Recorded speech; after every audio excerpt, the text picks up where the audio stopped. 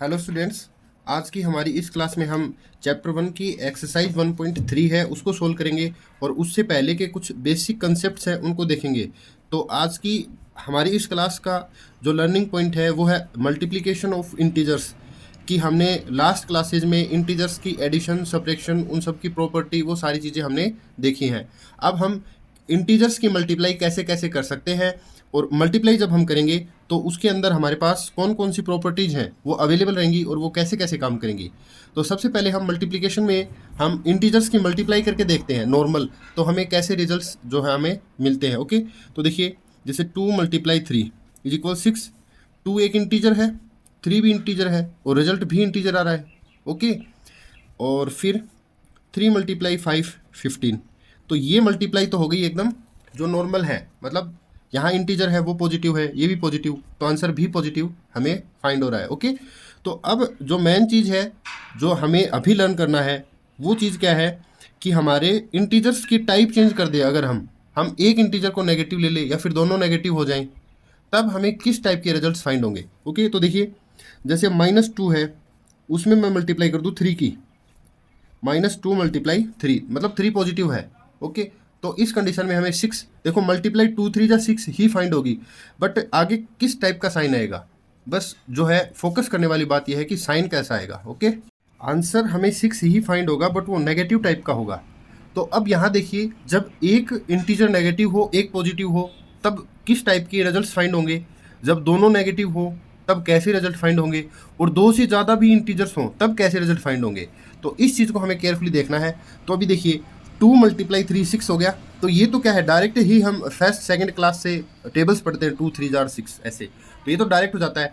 अब क्या हो 2 × 3 3 हो नेगेटिव का, ओके, तब एक आंसर आए, या फिर 2 नेगेटिव हो और 3 पॉजिटिव हो तब एक आंसर आए, और जब दोनों ही नेगेटिव हों तब एक आंसर आए। ओके, तो आंसर देखिए आंसर हर एक कंडीशन में 6 6 6 ही फाइंड होगा हमें, क्योंकि 2 3 जा नंबर तो 2 और 3 ही है ना, 2 3 = 6 2 3 = 6 2 3 = 6। तो कभी भी ऐसी मल्टीप्लाई देखो तो आप जो आपके नंबर्स हैं इंटीजर्स हैं, जो इंटीजर्स हैं उनकी मल्टीप्लाई करके यहाँ राइट कर देना है हमें 6। बट वो किस टाइप का 6, जब देखो दोनों अगर सेम नेचर है, सेम नेचर याद रखना, सेम नेचर के होंगे। सेम नेचर कहने का मतलब या तो दोनों पॉजिटिव हों या बोथ आर नेगेटिव, मतलब सेम नेचर का मतलब है बोथ पॉजिटिव और बोथ ऑफ नेगेटिव, तब हमारा जो आंसर आएगा वो पॉजिटिव टाइप का ही आएगा, पॉजिटिव ही आएगा। ओके, ये चीज़ आप याद रखना। तो आप याद करने के लिए इसको कैसे लिख सकते हो, सेम सेम पॉजिटिव ऐसे लिख लो, सेम सेम पॉजिटिव, ये याद रखना आप। ये लाइन, इस लाइन को मैं हाईलाइट कर देता हूँ, आप ये लाइन याद रखोगे, सेम सेम पॉजिटिव। जब सेम सेम नेचर के दो नंबर्स की, दो इंटीजर्स की मल्टीप्लाई होती है तो उनका रिजल्ट पॉजिटिव ही आता है। जैसे पॉजिटिव पॉजिटिव मल्टीप्लाई करी तो positive answer, negative negative multiply करी तो पॉजिटिव आंसर।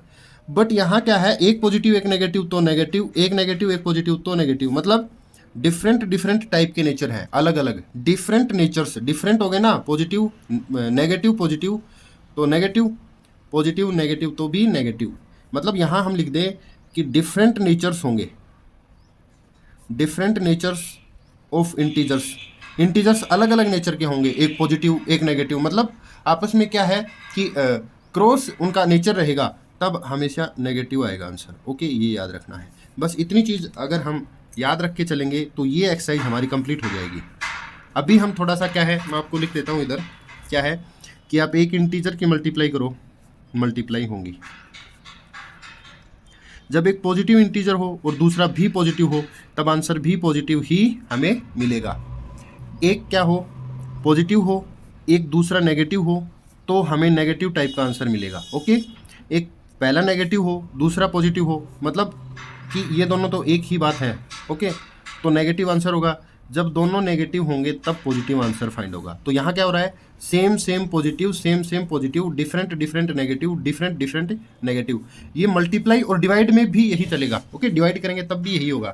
अच्छा, सिर्फ हमें साइन पे ध्यान देना है, मल्टीप्लाई तो हम कर ही लेंगे, 2 3 = 6 आएगा, बट साइन किस टाइप का हमें किस नेचर का साइन लगाना है वो हमें ये चीज़ ये जो है टेबल ये बताएगी। आप चाहे इसको ध्यान में रख सकते हो, इन दोनों पॉइंट्स को भी याद रख सकते हो। अगर ये हो जाएगा तो आप जैसे कि पीछे क्लासेस में कई स्टूडेंट्स हैं कि प्लस प्लस माइनस हो गया, तो प्लस प्लस माइनस आप कभी भी याद मत रखना या कभी भी मत बोलना, क्योंकि उससे कन्फ्यूजन होगा। प्लस का मतलब होता है ऐड करना और माइनस का मतलब सब्ट्रैक्ट करना, बट हम कर रहे हैं मल्टीप्लाई। तो आप प्लस की साइन दिखे वहाँ, उसको आप पॉजिटिव बोलो। पॉजिटिव बोलोगे तो क्या है, कन्फ्यूजन दूर हो जाएगा। पॉजिटिव मतलब क्या है कि चीज़ जो इंटीजर है उसका नेचर पॉजिटिव है, ना कि वो प्लस में है। ओके, नेगेटिव का मतलब उसका जो नेचर है वो नेगेटिव है, तो फिर चीज़ें हमारे लिए आसान होती चली जाएंगी। ओके, तो ये हमारा क्या हो गया, एक टेबल हो गई। अब हम हमारे सामने कैसे कैसे क्वेश्चन आ सकते हैं, देखिए 2 मल्टीप्लाई -3 मल्टीप्लाई 1 मल्टीप्लाई 2 मल्टीप्लाई -3, अब ऐसे भी तो आ सकते हैं ना। ठीक है, तो यहाँ देखिए आप, हम पूरा खोल के अगर करेंगे तो लंबा हो जाएगा। हमें यहाँ क्या है, ट्रिक से काम करना है। देखिए दोनों नेगेटिव मिल करके पॉजिटिव साइन बना लेंगे। दो नेगेटिव हो गए तो ये पॉजिटिव चार्ज, ये चार्ज होके खत्म नेगेटिव। तो अब इसके साथ कोई जोड़ीदार नहीं है, कोई जोड़ीदार नहीं है, तो इसका आंसर आएगा नेगेटिव। ठीक है ना, नेगेटिव आएगा। अब 2 3 जा 6, 6 1 जा 6, 6 2 जा 12, 12 3 जा 36, 36 आंसर आ गया। डायरेक्ट आंसर ऐसे निकालना है। सबसे पहले इनकी मल्टीप्लाई कर लो आप, वो 36 आएगी। 3 2 जा 6, 6 1 जा 6, 6 3 जा 18, 18 2 जा 36। अब नेगेटिव क्यों आया, ये देखो इन दोनों का पॉजिटिव बन गया, ये पॉजिटिव है, ये पॉजिटिव है, ये अकेला नेगेटिव रह गया। तो एक नेगेटिव सबको ही नेगेटिव बना देगा। या तो हम क्या करें कि नेगेटिव के बराबर, एक बार नेगेटिव है तो पूरा उसको पेयर बनाओ, pair of negative natures, negative integers gives a positive sign.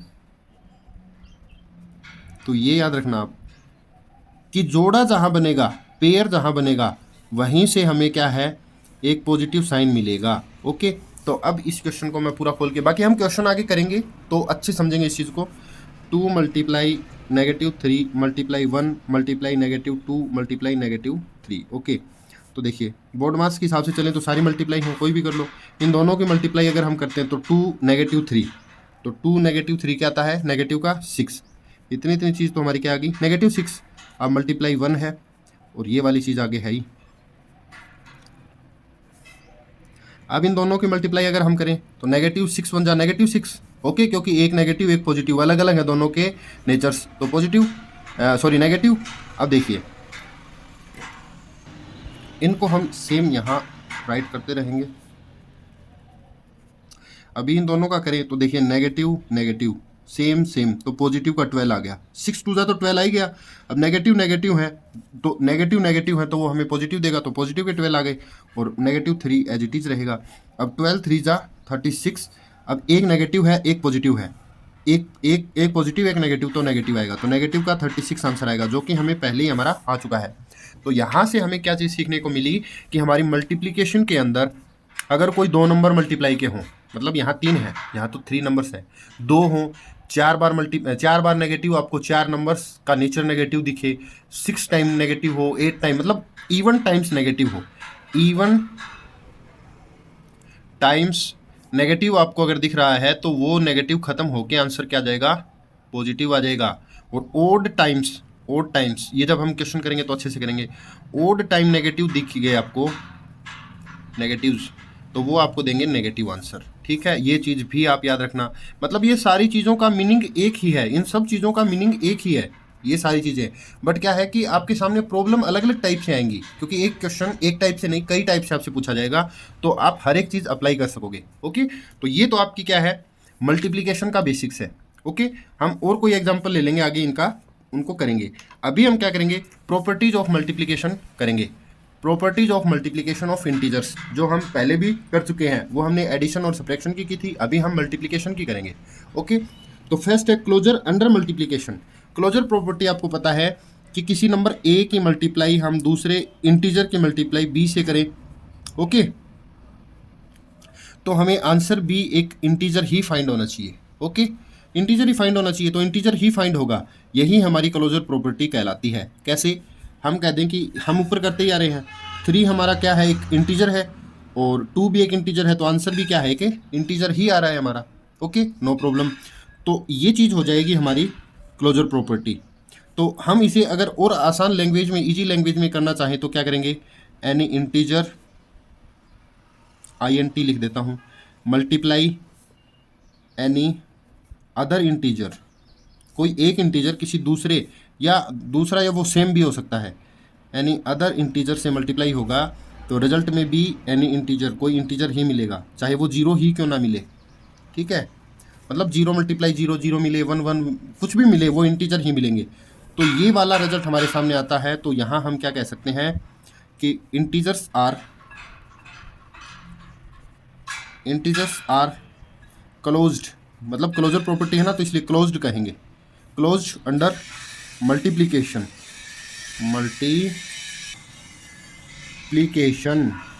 Okay, तो क्लोजर प्रॉपर्टी मल्टीप्लिकेशन पे काम करती है कि एक इंटीजर में दूसरे इंटीजर के मल्टीप्लाई करें तो आंसर भी इंटीजर हमेशा मिलेगा। ओके, तो ये हमारी क्लोजर प्रॉपर्टी। ओके, अभी हम देखेंगे नेक्स्ट कम्यूटेटिव प्रॉपर्टी। ओके, अब हमारी नेक्स्ट जो प्रॉपर्टी है कम्यूटेटिविटी ऑफ मल्टीप्लिकेशन, मतलब मल्टीप्लिकेशन में हम कम्यूटेटिव प्रॉपर्टी का यूज कैसे कर सकते हैं।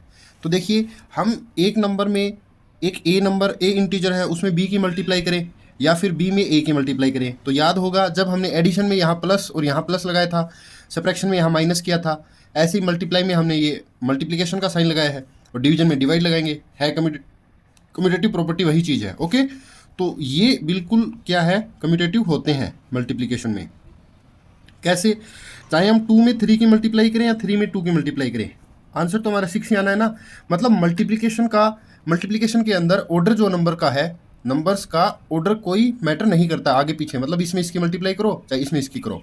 जैसे हमने यहाँ ये मल्टीप्लाई देखी थी, आप पहले इन दोनों की मल्टीप्लाई करो, चाहे इन दोनों की करो, चाहे इन दोनों की किन्हीं भी दो की, फिर थर्ड से करो, फिर 3 की मल्टीप्लाई का जो प्रोडक्ट आया उसको फोर्थ से करो, फिफ्थ से करो, ऐसे, तो आंसर सेम ही हमारा आना है। तो हम यहाँ कह सकते हैं कि integers are commutative under multiplication. Multiply में वो कम्यूटेटिव होते हैं एक दूसरे के, मतलब क्या है कि उनके ऑर्डर में कोई भी ऑर्डर चेंज करने से कोई भी फर्क नहीं पड़ता है। ओके, ठीक है। अब हमारी नेक्स्ट जो प्रॉपर्टी है वो है एसोसिएटिव प्रॉपर्टी। एसोसिएटिव प्रॉपर्टी क्या कहती है, देखिए कि हम 3 नंबर्स हों, हमारे पास 3 इंटीजर्स हों, ABC, लेट कर लो कि हमने ABC ले लिए। ओके, तो A multiply B multiply C, ऐसे हम इन तीनों का हमें प्रोडक्ट फाइंड करना है। तो हम पहले A और B की मल्टीप्लाई कर ले, उस आंसर में हम C की मल्टीप्लाई करें तो उतना ही आंसर आना है जितना हम पहले B और C की मल्टीप्लाई करके उसके प्रोडक्ट को A में मल्टीप्लाई करें। तो ये एसोसिएटिव प्रॉपर्टी कहलाती है। मतलब सपोज करो कि 2 3 4, ओके, 2 3 4 ऐसे हैं, 2 3 जा 6 और 4 का 4 सेम, 2 3 जा 6 और 4 सेम है तो 6 4 जा 24, ओके, ये है। 3 4 जा 12, ओके, और 2 सेम है, और 2 12 2 जा 24, तो कोई फ़र्क नहीं आएगा आंसर में, आंसर सेम ही आएगा। तो हम यहाँ कह सकते हैं कि integers are associative under multiplication या मल्टीप्लिकेशन। ओके, ये चीज़ हमें क्या है याद रखनी है। ठीक है, इतना अगर हम करेंगे तो हमारी एसोसिएटिव प्रॉपर्टी है वो कंप्लीट हो जाएगी। अब डिस्ट्रीब्यूटिव प्रॉपर्टी आती है। डिस्ट्रीब्यूटिव प्रॉपर्टी आपके लिए एक्चुअल में नई है बट एकदम इजी है। तो हम मल्टीप्लिकेशन ओवर एडिशन और मल्टीप्लिकेशन ओवर सब्ट्रैक्शन दोनों यहाँ देखेंगे। ठीक है, तो डिस्ट्रीब्यूटिव प्रॉपर्टी आपकी काफ़ी काम आएगी 7th से 10th तक, 7th 8th 9th 10th 11th 12th, मतलब कि पूरी लाइफ टाइम जब तक हम मैथ पढ़ेंगे या मैथ पर काम करेंगे तब तक आती रहेगी डिस्ट्रीब्यूटिव प्रॉपर्टी। ठीक है, और ये एसोसिएटिव, कम्यूटेटिव है या फिर क्लोजर प्रॉपर्टी, ये तो आपके लर्न हो जाएंगी, तो ये आपको फील ही नहीं होगा कि हम इनको कर भी रहे हैं या नहीं। बट डिस्ट्रीब्यूटिव प्रॉपर्टी हमें हर जगह देखने को मिलेगी। ओके, तो एक्चुअल में देखिए कैसे है और क्या क्या होता है डिस्ट्रीब्यूटिव प्रॉपर्टी में। वितरण नियम बोलते हैं वैसे इसको। देखिए, एक नंबर है A, उसकी मल्टीप्लाई हो रही है किन्हीं 2 नंबर के सम के साथ, सम एडिशन के साथ। ठीक है, और यहाँ एक लाइन लगा के मैं लिख दूँ कि एक ए नंबर की मल्टीप्लाई हो रही है दो नंबर के डिफरेंस के साथ। देखो बी प्लस सी और बी माइनस सी बाहर ब्रैकेट के बाहर ये मल्टीप्लाई में है, तो ये तो हो गई over subtraction, multiply over addition, multiply over subtraction. ठीक है, दो अलग अलग चीज़ें हो गई। तो ये एक अलग चीज़ है, इसको एक बार हम हाइड कर देंगे। ठीक है, इसको समझेंगे। तो देखिए ए मल्टीप्लाई बी प्लस सी है, तो इसका रिजल्ट हम डायरेक्ट कैसे निकालते हैं कि ए मल्टीप्लाई बी करेंगे पहले, ए मल्टीप्लाई बी, मल्टीप्लाई का साइन है ये, ओके, प्लस यहाँ प्लस है तो plus A multiply C, A multiply B और ए मल्टीप्लाई सी। मतलब ब्रैकेट के बाहर जो चीज़ मल्टीप्लाई में है वो हर बार काम में आएगी। Okay, A multiply B plus A multiply C. ऐसे ही हम अगर इसका करें, एक बार देख लेते हैं, ए मल्टीप्लाई बी, यहाँ माइनस है तो minus A multiply C. Okay, ये डिस्ट्रीब्यूटिव प्रॉपर्टी है। अब हम इसको विद एग्जांपल अच्छे से समझते हैं। ठीक है, एग्जांपल लेके समझेंगे और हमें याद यही रखना है। जब 2 या 3 एग्जांपल और क्वेश्चन कर लेंगे तो फिर ये चीज़ें याद हो जाएंगी हमारे। ओके, ठीक है। अब देखिए जैसे ये है, चलो बड़ा एग्जाम्पल छोड़ के हम ये छोटा सा यही एग्जाम्पल लेते हैं। यहाँ मल्टीप्लाई है, जब ब्रैकेट के जस्ट पहले कोई नंबर हो, कोई बिना साइन के कोई नंबर हो, तो वहाँ आप ये समझ लेना कि ये मल्टीप्लाई है यहाँ। ओके, जब ब्रैकेट से जस्ट पहले कोई नंबर हो और बीच में कोई भी साइन नहीं हो तो आप वहाँ मल्टीप्लाई मान लोगे। ठीक है, ऑटोमेटिक बिना कहे वहाँ मल्टीप्लाई आपको मान लेनी है। तो अब देखिए इसका आंसर क्या आ रहा है, अकॉर्डिंग टू डिस्ट्रीब्यूटिव प्रॉपर्टी और विदाउट डिस्ट्रीब्यूटिव प्रॉपर्टी। हम डिस्ट्रीब्यूटिव प्रॉपर्टी सीखने से पहले वाले आंसर को करें तो 2 मल्टीप्लाई बोर्ड मास के हिसाब से पहले ब्रैकेट सोल्व होता है, 3 + 7, 3 + 4 7, 7 आ गया, तो 2 7 जा 14 आंसर आ गया हमारा। ये चीज़ तो हम क्या है बिना डिस्ट्रीब्यूटिव के भी जानते हैं, इस चीज़ को तो कर सकते हैं हम। ठीक है, अब डिस्ट्रीब्यूटिव से क्या करेंगे, ये देखिए 2 मल्टीप्लाई 3 + 4। ओके, तो 2 की 3 से मल्टीप्लाई करेंगे हम, 2 3 जा, प्लस है यहाँ तो प्लस, अब 2 की 4 से 2 4 जा। ओके, अब हम ये मल्टीप्लिकेशन अलग ये अलग करेंगे, क्योंकि बोर्ड मास क्या कहता है कि पहले ब्रैकेट फिर ऑफ फिर डिवाइड फिर मल्टीप्लाई, तो मल्टीप्लाई उसके बाद ऐड होगा, तो 2 3 जा 6 प्लस 2 4 जा 8, 6 and 8 14 आंसर हमारा हमें मिल गया। ओके, 14 ही आ रहा था, अभी भी 14 ही आ रहा है। तो आप ये चीज़ याद रखोगे कि ब्रैकेट से जस्ट पहले जो चीज़ है वो ब्रैकेट के अंदर जितना भी पूरा मैटर होगा, पूरा सामान जो होगा, पूरे इंटीजर्स होंगे, उनके साथ बारी बारी, जैसे ये 3 होते, 3 + 4 + 5 होता, तो 2 3 जा प्लस 2 4 जा प्लस 2 5 जा, ऐसे 3 बार मल्टीप्लाई होकर ऐड ऑन करना पड़ता। यही हमारी डिस्ट्रीब्यूटिव प्रॉपर्टी है। तो ये यहाँ जब ऐड का साइन आ जाए तो ओवर एडिशन है, यहाँ जब माइनस आ जाए तो ओवर सब्ट्रैक्शन है, बस इतना ही इसमें फ़र्क है। सेम ही चीज़ है अगर हम ये ले लें 3 × 5 - 2। ओके, तो इसका सीधा आंसर अगर हम देखेंगे तो क्या है, 3 × ये क्या चीज़ है, ये भी 3 है, 5 - 2 को हम क्या कह सकते हैं, 3, तो 3 3 जा 9 आंसर हमें यही मिल गया। बट अगर हम चले according to distributive property, DP distributive property से चलेंगे तो क्या आएगा, 3 को 5 से मल्टीप्लाई करो। ऐसे ये मैं आपको सिर्फ और सिर्फ क्या है बार ऐसे लगा रहा हूँ ताकि आप समझ पाओ, याद रखो इन चीज़ों को। वैसे आपको ये वाली ए एरो लगाना नहीं है। 3 × 5 माइनस है तो माइनस 3 × 2, तो ये देखिए ये क्या हुआ 15 माइनस ये क्या हुआ 6, 15 - 6 आया हमारा आंसर 9। तो क्या 9 ही आया था, यस। तो ये हमारी क्या है डिस्ट्रीब्यूटिव प्रॉपर्टी है। ओके, ये डिस्ट्रीब्यूटिव प्रॉपर्टी के बाद हम नेक्स्ट चलते हैं मल्टीप्लिकेशन बाई जीरो, और ये एक मल्टीप्लिकेटिव आइडेंटिटी आएगी, ये बाद में देखेंगे। पहले मल्टीप्लिकेशन बाई जीरो, तो आप पहले से इस चीज़ को जानते हो कि किसी भी नंबर के साथ, किसी भी नंबर, एक ए नंबर है उसको जीरो के साथ मल्टीप्लाई करें तो आंसर हमेशा जीरो ही आएगा। कोई कैसा भी नंबर हो, जीरो के साथ यदि उसको मल्टीप्लाई किया जाता है तो हमें क्या है, जीरो ही रिजल्ट मिलेगा, चाहे वो नेगेटिव हो चाहे वो पॉजिटिव हो। जैसे 2 × 0 भी जीरो होगा, ठीक है, -3 × 0 भी जीरो होगा, और 0 × 0 तो जीरो होगा ही होगा, 100 × 0 कर ले तो भी जीरो होगा। मतलब हम किसी भी नंबर को, किसी भी इंटीजर्स को, चाहे वो कितनी ही बड़ी वैल्यू का हो, अगर जीरो के साथ मल्टीप्लाई कर दिया तो पूरा सिस्टम जीरो हो गया। तो क्वेश्चन देखिए कैसे, एक क्वेश्चन आपको मैं दे रहा हूं, तो इसका आंसर हम कैसे करेंगे। तो कई बच्चे करने लगेंगे 2 3 जा -6, तो ये हो गया 4 2 जा, जब इनमें एक जीरो है मतलब इसका आंसर पता नहीं क्या आएगा और इसका भी पता नहीं क्या आएगा, बट वो जीरो से होगी, जीरो हो जाएगा।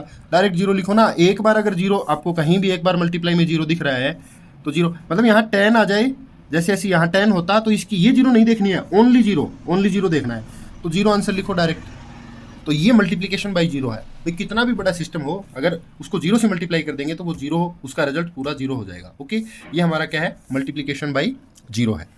ओके, नेक्स्ट देखिए मल्टीप्लिकेटिव आइडेंटिटी। तो हम इसे बोलते हैं गुणात्मक तत्समक। ठीक है, देखिए मल्टीप्लिकेटिव आइडेंटिटी क्या है, हम किसी भी नंबर को, एक नंबर है 3, उसको हम किसी नंबर से मल्टीप्लाई करें अगर, तो वो हमारा 3 ही रहना चाहिए।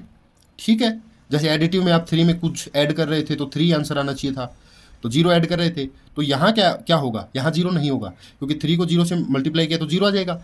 बट हमें एक ऐसा नंबर लेना है कि उस नंबर से मल्टीप्लाई या डिवाइड भी बोल सकते हैं, करें तो कोई फर्क ना पड़े, तो वो होता है 1। तो कुल मिला के बात यह है कि मल्टीप्लिकेटिव आइडेंटिटी कौन होती है, 1। 1 is a multiplicative identity of every integer. Okay, ये लाइन हम नीचे लिख भी देंगे। ठीक है, जैसे क्या है, और एग्जांपल ले लें, -5 में क्या -5 में हम क्या मल्टीप्लाई करें कि हमारा आंसर -5 ही आए, तो वो है 1। वो कौन है, 1 है। 13 में हम क्या मल्टीप्लाई करें कि हमारा आंसर 13 ही रहे, तो वो है 1। मतलब जो हमें नंबर है वही नंबर रिजल्ट में चाहिए, तो 1 से मल्टीप्लाई कर लो, वही आता रहेगा, कोई फ़र्क नहीं पड़ेगा। ओके, ये है हमारे क्वेश्चन है। ओके, ये मल्टीप्लिकेटिव आइडेंटिटी तो हम यहाँ लिख सकते हैं कि 1 is the multiplicative identity of, 1 is multiplicative identity for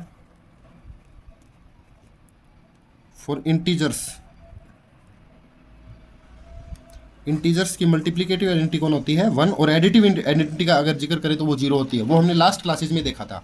okay, अब आपकी प्रॉपर्टीज और बेसिक्स कंप्लीट हो गया है, बट एक चीज़ जो आपको मैं बताना चाहता हूँ वो है रेसिप्रोकल्स। देखो रेसिप्रोकल क्या है, प्रतिलोम बोलते हैं उसको हिंदी में।